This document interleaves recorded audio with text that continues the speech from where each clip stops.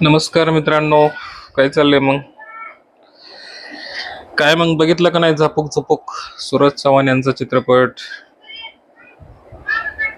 सुरुवातीला प्रमोशन वगैरे खूप छान झालं सगळीकडे, जिकडे तिकडे बऱ्याच ठिकाणी प्रमोशन झालं, बऱ्याच कलाकारांनी केलं.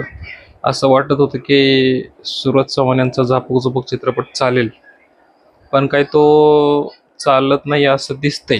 सध्या सोशल मीडियावरती जोरदार चर्चा चालू आहे की चित्रपटाचं काय.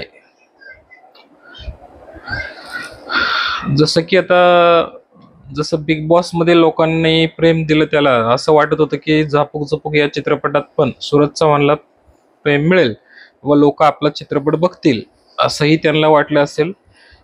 आणि चित्रपट चांगल्या प्रमाणे, स्टोरी पण छान आहे, त्याचे गाणे पण चांगले आहेत, पण काही ते हे दिसत नाही, अजून लोकांचा प्रतिसाद नाही. जवळपास आता 25 एप्रिल 2025ला चित्रपट रिलीज झाला.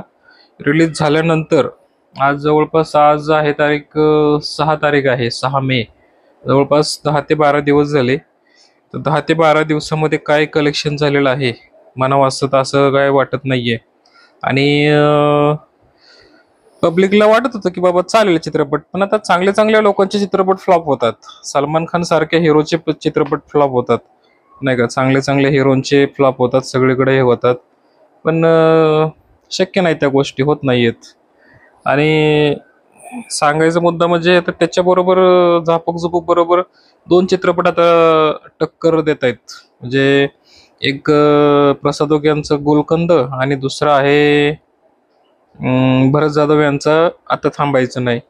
ह्या दोन चित्रपटांनी खूप चांगलं कलेक्शन केले. जवळपास 4 दिवसामध्ये 2-2.5 कोटीचं कलेक्शन आहे आता थांबायचं नाही याचं. आणि गुलकंदचं पण जवळपास 1,27,00,000 रुपये काहीतरी 4 दिवसामध्ये कलेक्शन आहे. तर ह्या दोन चित्रपटांनी खूप सध्या प्रेक्षकांची पसंती आहे या दोन चित्रपटांना.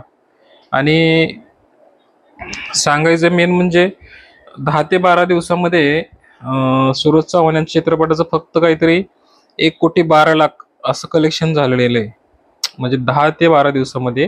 तर ह्या चित्रपटांनी, ऑदर चित्रपटांनी 4 दिवसामध्ये खूप चांगलं कलेक्शन केलंय अगदी. आणि ते जे 10 ते 12 दिवसात झालं नाही, यांनी 3 ते 4 दिवसामध्ये केलंय. म्हणजे प्रेक्षकांची पसंती ह्या ह्या दोन चित्रपटांना जाते. आता थांबायचं नाही आणि गुलकंद या चित्रपटाला, असं म्हणायला काही हरकत नाही. कारण सूरज चव्हाण यांचा झापूक झुपूक चित्रपट हा पहिल्या 2च दिवशी फक्त चांगलं ओपनिंग झालं त्याचं. 24-24 लाख रुपये त्याची 2 दिवसाचीच फक्त सेल झालं, म्हणजे कलेक्शन कमाई झाली.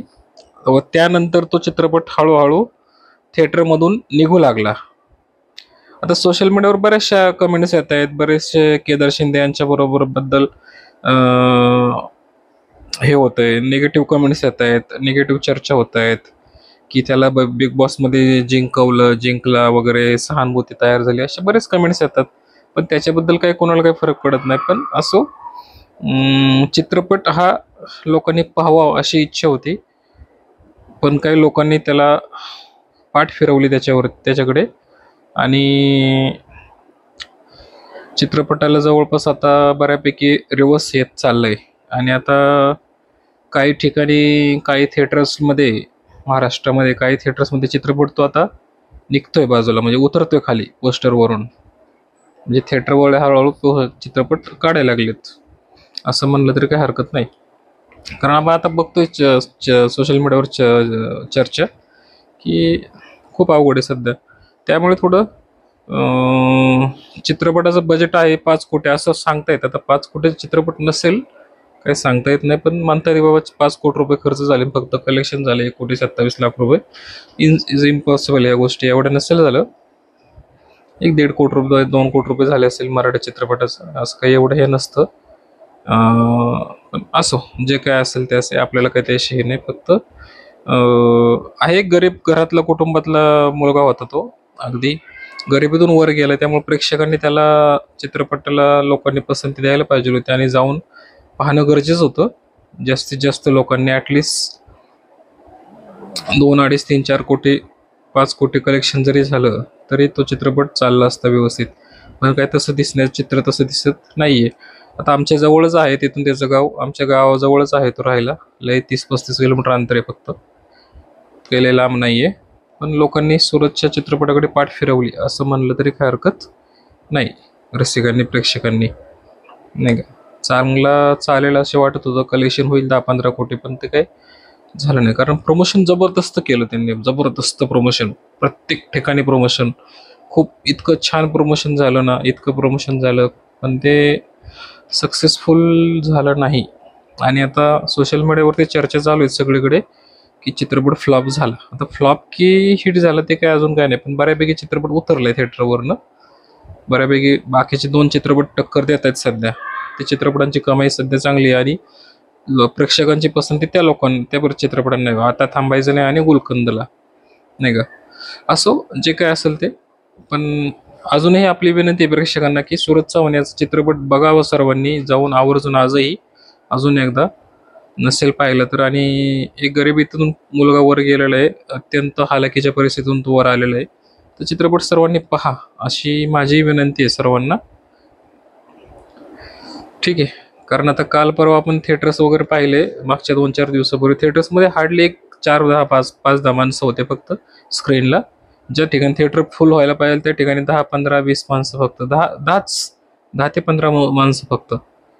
असं हे बरोबर नाही. म्हणजे लोकांनी चित्रपट पाहणं गरजेचं आहे आणि पाहायला पाहिजे.